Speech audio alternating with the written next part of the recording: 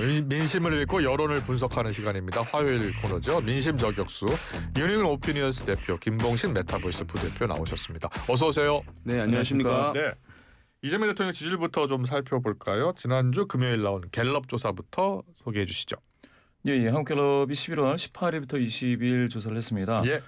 통신 3사 제공, 무선전화 가상번호를 활용한 전화 면접 조사이고요. 한국갤럽은 자체 조사입니다. 더 자세한 사항은 중앙선거여론사심위원회 홈페이지를 참조하시면 되겠는데요. 네.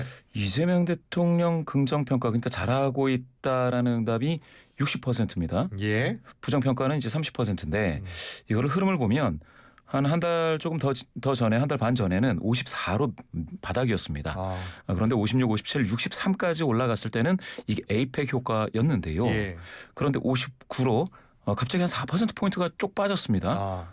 이거는 대장동 사건과 관련된 검찰의 항소 포기와 관련된 논란이 있었을 때 예. 4%포인트 빠져서 50%대로 다시 내려왔다가 그러면 이게 이제 야당의 공격이 한참 거세게 진행이 됐는데 그런데 놀랍게도 1%포인트 오히려 올라갔습니다. 더 빠져도 이상하지 않을 정도로 예. 이 언론에서는 대장동 검찰의 이제 항소 포기 예. 이 논란이 많이 등장을 했습니다.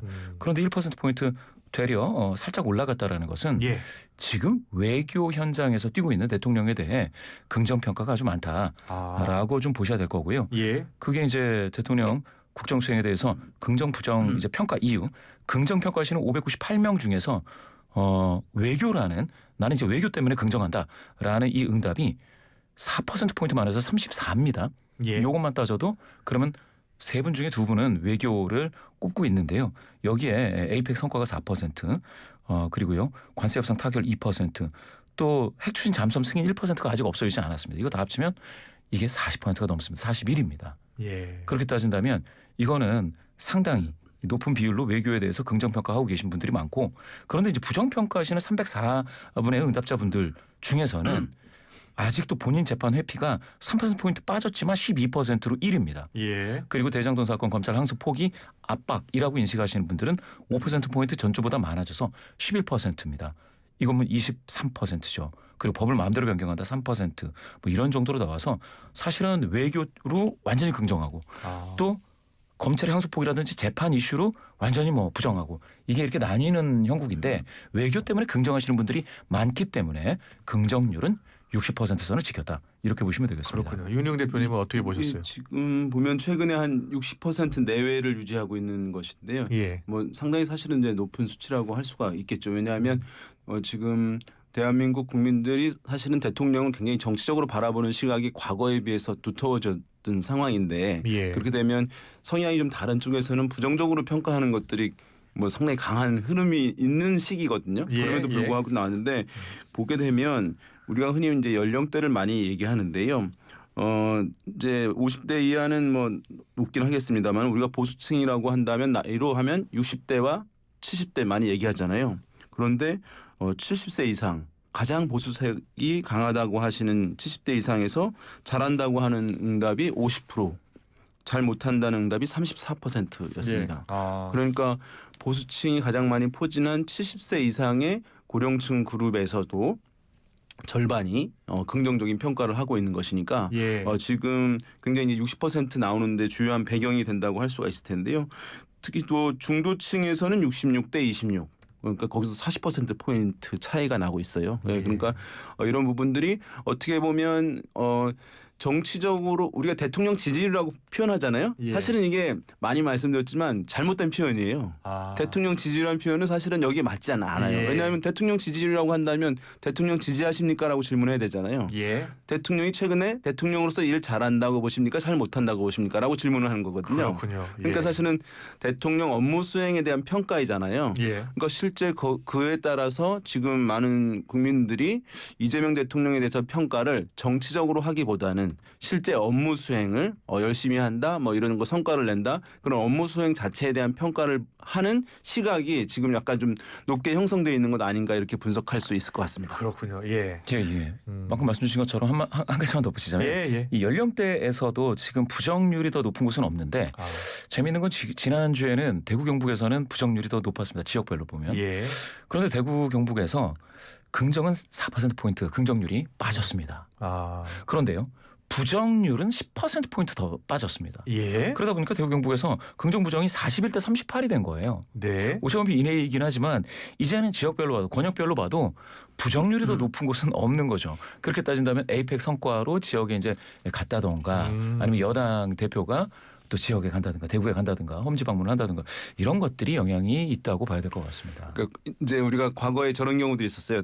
대통령이 해외에 나갔을 때 네. 국내에 정치적인 사건이나 논란이 아. 불거졌을 경우에는 대통령이 해외 순방의 효과가 그다지 높게 나타나지 않는다. 이제 요게 좀 제가 봤을 때 용산 대통령실과 여당과의 미묘한 이제 긴장 관계가 있었던 사안이었거든요. 과거에. 그렇군요. 예. 그런 사례가 있었잖아요. 이번에도 이제 혹시나 이제 그렇게 되는 것 아니에요. 왜냐하면 최근에 이제 여당에서 대의원과 당원의 표의 등가성을 가져간다. 1대1 예. 이러면서 이제 당원들의 권리를 굉장히 대폭 높이는 지금 뭐 당규가 개정되고 있잖아요. 예, 맞습니다. 그러니까 그 사안이 불거지는 부분이어서 혹시나 이제 영향을 주지 않을까라는 이제 시각들이 일정 부분 있었는데 예. 지금 나온 지표로 봤을 때는 이제 그것이 별로 영향을 주지는 않고 외교 효과가 지금 상당히 높게 나타나고 있는 국면이다 이렇게 보이겠습니다. 그렇군요. 예. 지난번 이재명 대통령 유엔 순방 때 유엔 방문 때는 국내에서 법사위 이슈가 네. 주요 뉴스로 다뤄졌었잖아요. 그래서 그때는 순방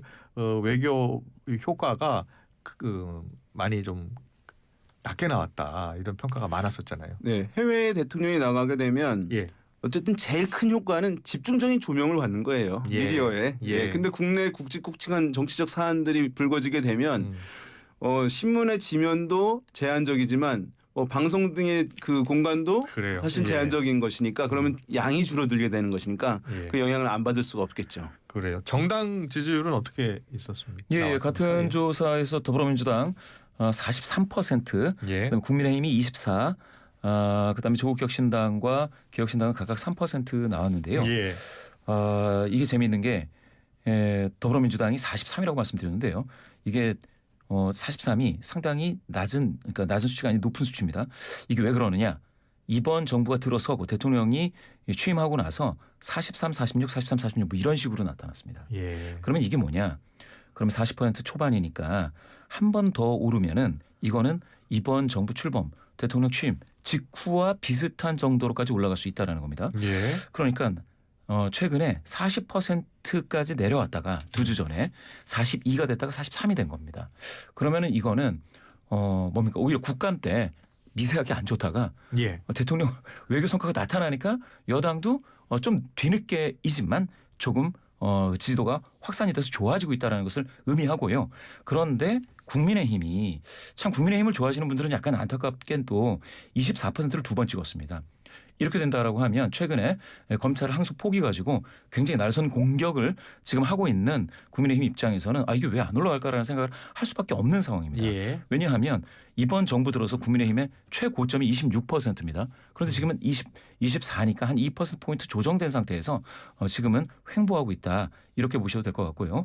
그리고 지금 상황은 무당층이 국민의힘보다 더 지지도 자체는 비율 자체는 높습니다. 지금 이 정당 지지율 나오고 있는데 일전 한번 말씀드린 것 같은데 정당 지지율이 안정성을 갖는 것은 어쨌든 그 성향이 같은 그룹들 유권자층에서 대표적인 그 성향의 대표 정당한테 지지를 충분하게 보낼 때 예. 정당은 안정성을 보이는 거거든요. 무슨 말씀이냐 하면 진보 성향이라고 하는 사람들은 진보 진영의 대표 정당이란 민주당에 대해서 지지를 충분히 보낼 때 또 보수 성향이라고 하는 분들은 보수 정당의 지지를 충분히 보낼 때 안정적인데 그것을 이제 진영 내 결집도라고 이제 표현할 수 있을 텐데요. 예. 지금 민주당 같은 경우는 진보층에서 75%가 더불어민주당을 지지한다고 밝히고 있어요. 70% 이상이면 안정적인 겁니다. 이제 그런데 보수 성향층에서는 국민의힘을 지지한다고 하는 비율이 57%, 50%대거든요. 예. 이게 낮은 거예요. 예.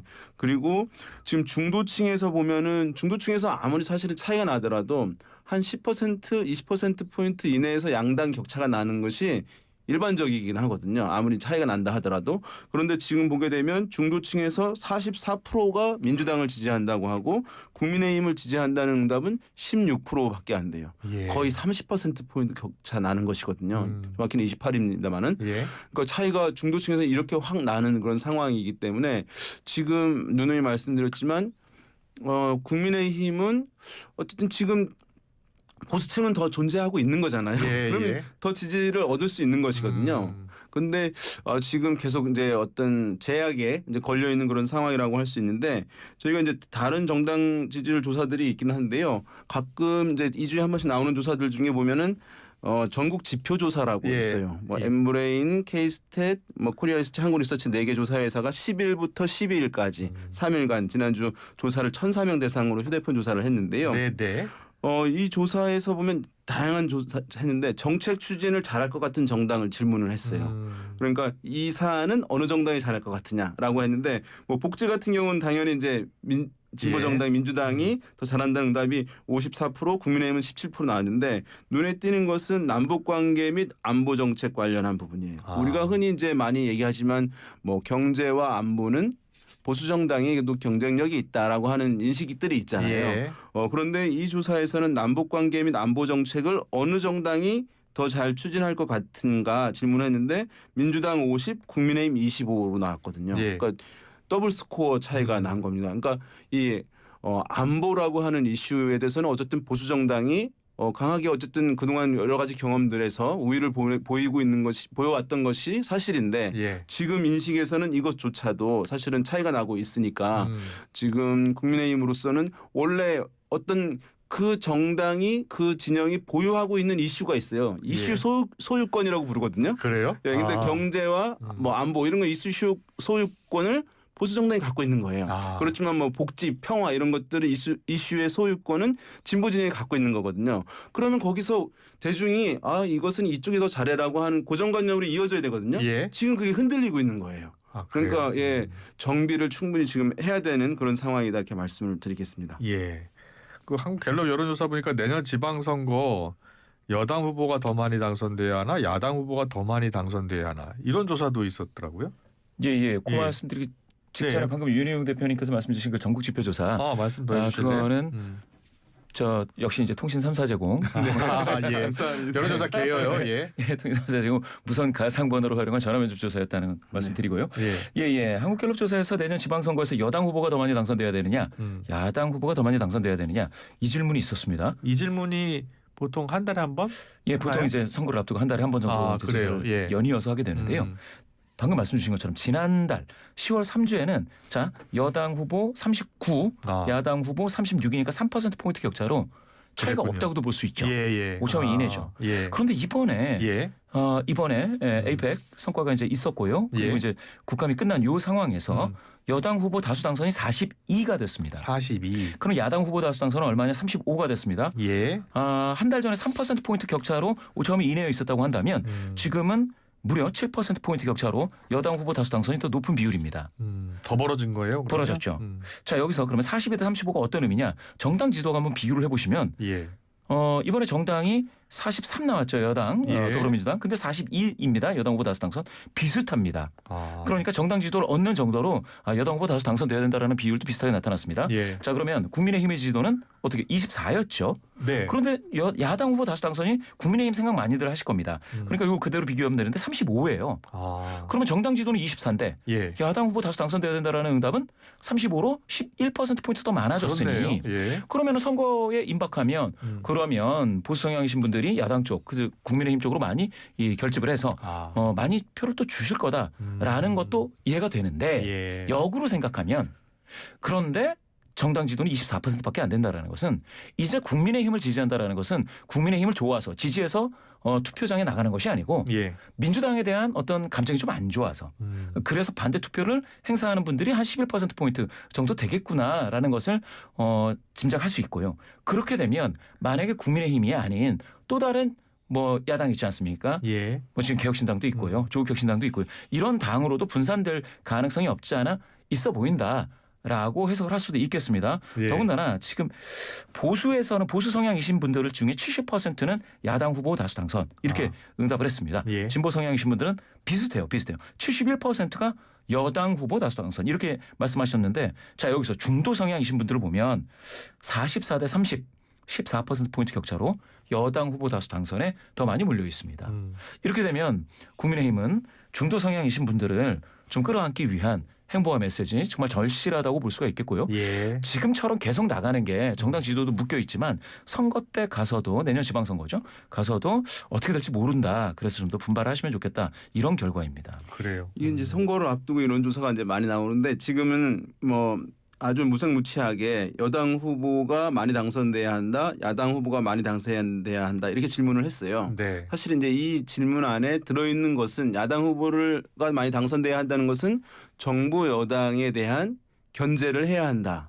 그러기 위해서 이제 견제를 하기 위해서 이제 야당이라고 하는 도구를 사용할 수밖에 없잖아요. 예. 그게 이제 깔려 있는 것인데 그래서 흔히 이제 견제론 심리가 어느 정도 있느냐라고 할 때 이제 이런 것들을 봅니다. 그래서 정당 지지율만 가지고는 어떤 선거의 결과를 예측하기는 어려워요. 그래서 예. 이 프레임이라고 하는 것인데요. 이것을 안정론이냐 뭐 이제 견제론이냐 이제 이것을 어느 정도 많이 있느냐에 같이 봐야 되거든요. 예. 지금 이제 견제 심리가 일단은 야당으로서는 말씀하신 대로 좋은 소식은 정당 지지율보다 높게 견제 심리가 형성되어 있다. 는 점은 이제 긍정적이고 예. 부정적인 것은 그렇게 있음에도 불구하고 정당 지지율은 계속 낮게 나오고 있다는 것이 이제 하나의 과제인 것인데 예. 근데 지금 보게 되면 한 7%포인트 격차가 나요. 네. 예, 격차가 나는데 이게 좀 더 올라갈 수도 있고 이제 캠페인 역량에 따라서 달라지긴 하는데 야당이라고 하는 것은 정당 지지율은 되게 많은 분들이 어느 정당 지지하면 그 정당 지지하는 사람만 선거에 나가겠지라고 생각하잖아요. 예. 그렇지 않고 말씀하신 대로 나 정부 여당에 대해서 견제하고 싶은데 야당을 지지하지 않아. 그렇지만 그날은 야당이라는 도구를 들어서 쓰는 거거든요. 투표일에. 예. 그러니까 야당은 대개 정당 지지율보다 높게 나오는 측면은 있어요. 다만 그것이 승리하기 위해서는 어떻게 해야 될 것이냐. 그것은 이 심판론 견제론을 담는 그릇이 돼야 되거나 또한 다른 편으로 하면 회초리거든요. 예. 그러니까 그날 야당이라고 하는 회초리를 들어서 정부 여당의 국정에 대해서 내가 회초리를 때리고 싶다 이렇게 심리가 작동되잖아요. 그런데 그 회초리가 깨끗해야 돼요.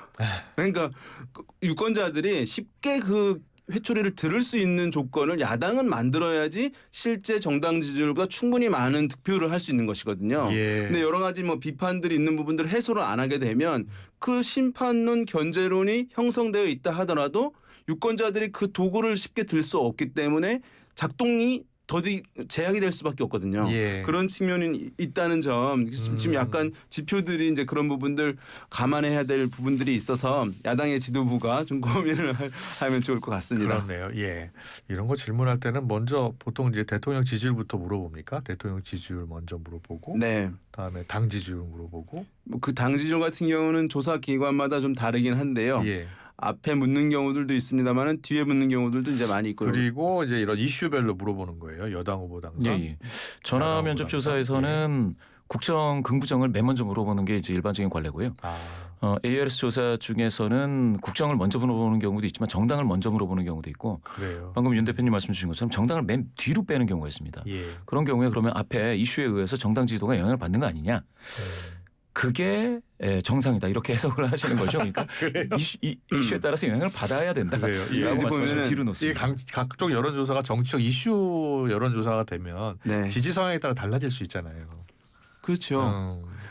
일단은 이게 사실은 그 정치 성향에 따라 당연히 달라지는 것이고 그래서 예. 이제 고르게 표집이 되는데 그러니까 무작위로 조사를 해서 그게 나오는데 매 조사마다 동일하게 나올 수는 없어요. 그러니까 조사회사들에서 성별이라든가 연령, 지역에 거주하는 비율은 실제 인구 비율대로 맞춰요. 하지만 이제 우리가 직업별로는 맞추지 않듯이 이념 성향도 예. 그렇게 딱 맞출 수가 없거든요. 그렇군요. 왜냐하면 예. 사람마다 이것이 다를 수 있어. 내가 보수라고 하지만 실제 진보인 경우들도 많아요. 그래요? 그래서 이것을 정확히 예. 주관적 이념 성향이라고 불러요. 스스로 뭐라고 생각하느냐. 그래서 이제 그것이 약간씩 차이 난다고 말씀을 드릴 수가 있는데 조사 이제 설문을 설계할 때 이게 여론조사라는 게 자극에 대한 반응이에요.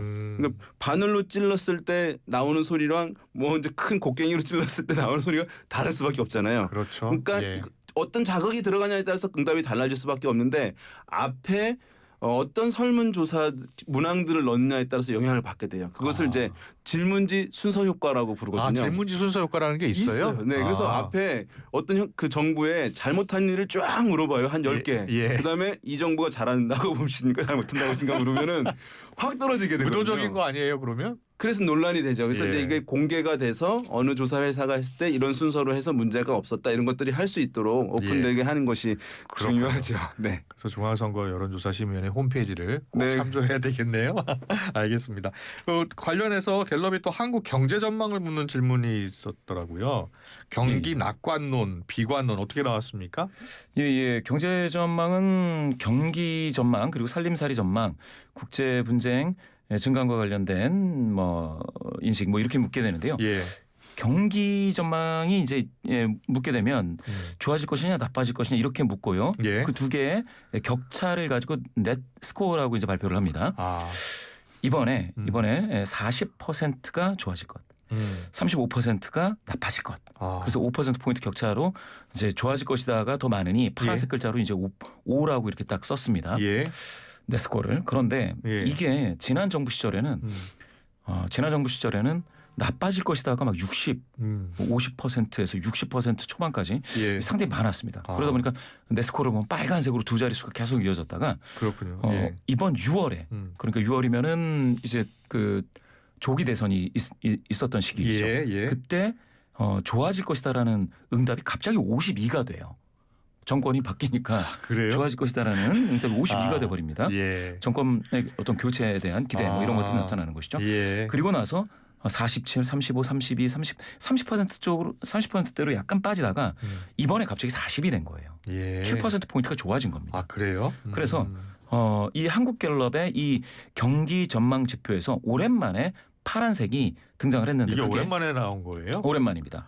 올해 들어서 6월, 7월 각각 27, 17 나왔다가 이번에 5가 나왔습니다. 그럼 그동안은 계속 비관론이 더 많았던 거예요? 그러니까 빨간색으로 계속 지난 정부 때 두 자릿수였습니다. 예. 빨간색으로 마이너스였죠. 그런데 지금 오랜만에 파란색 플러스가 나타났는데 이번 정부 들어서를 본다면 6월, 7월에 27, 17 이렇게 파란색으로 탁 나왔다가 이게 다시 마이너스가 됩니다. 8, 9, 10월에요. 그랬군요. 그거는 예. 좀 뭐라고 해야 될까요? 대통령 바꾼다고 해서 경기가 갑자기 좋아질 것 같지는 않다. 이렇게도 해석이 될 텐데 이번에 에이펙이 예. 이 성과를 내면서 그러면서 AI 등장하고요. 젠슨황도 오고 그리고 에이펙에서 AI와 관련된 어떤 예산이 많이 증액이 되면서 이게 좀 좋아지고 있다라는 부분을 확인을 했고요. 예. 그리고 나서 살림살이 전망은 약간 좀 다른데요. 살림살이 전망은 이게 비슷할 것이다라는 응답이 51입니다. 왜냐하면 경기 전망은 남의 이야기고 대한민국 이야기고 살림살이는 나의 집 이야기지 않습니까? 그러니까 비슷할 거다라는 응답이 한 절반인데 예. 여기서도 좋아질 것 나빠질 것이 23%로 동률입니다. 아마도 이제 최근에 있었던 이제 관세 이 불확실성이 좀 해소되고 예. 코스피가 어쨌든 지금 주춤하긴 합니다만은 4천 가까이 상승을 하고 이런 흐름들이 있었기 때문에 이제 영향을 준 것이라고 할 수 있을 텐데요. 예. 심리라고 해서 어쨌든 심리라고 이제 우리가 많이 얘기하는데 이 조사에서도 성향에 따라서 극명히 갈려요. 예. 그래서 이제 이념 성향이 따라서 보수 성향에서는 59% 나빠질 것이라는 응답이 높고 진보 성향층에서는 또 59% 동일하게 좋아질 것이라고 하니까 예. 극명하게 이제 달고 전체 결과를 보게 되면 좋아질 것이라고 하는 것이 40, 나빠질 것이라고 하는 게 35. 그래서 좋아질 것이 높긴 합니다만은 예. 나빠질 것 비율도 35%로 사실은 낮은 편이 아니거든요. 예, 그러니까 예. 지금은 방금 말씀드린 주가 상승이라든가 또 관세 불확실성 해소 등으로 인해서 개선되고 그러면서 이제 국정의 현 정부에 대한 지지층 중심으로 해서 낙관적인 심리가 이제 지금 작동하고 있는 측면이 있습니다만은 예. 완전하게 이제 우리나라 국민 전체가 경기가 좋아질 것이다라고 하는 흐름으로 간 것이라고 보기에는 좀 이른 수치라고 할 수 있겠습니다. 그래요. 예. 네. 이제 이번 주 여론조사 결과가 또 다음 주에 나오겠습니다만 가장 큰 이슈가 뭐가 될 것 같아요? 어떤 이슈가 큰 영향을 미칠 것 같습니까? 대통령이 이제 순방 마치고 돌아오시잖아요. 대통령 사실 가장 큰 이슈는 대통령이 어떤 보따리를 가져오느냐, 선물 보따리냐, 예. MOU를 체결했는데 이게 경제에 미치는 영향이 어떻겠느냐. 그리고 좀 IMF가 경기 전망을 대한민국 경기 전망이 이제 내년 정도 되면 좀 풀릴 거다라는 예. 전망을 예고했거든요. 그렇게 따지면은 뭐 코스피의 영향도 일부 있겠지만 거기에 따라서 뭐 좀 바뀔 거는 같습니다. 그래요. 예. 잘 들었습니다. 민심 저격수 윤희용 대표, 김봉신 부대표와 함께했습니다. 고맙습니다. 감사합니다. 감사합니다.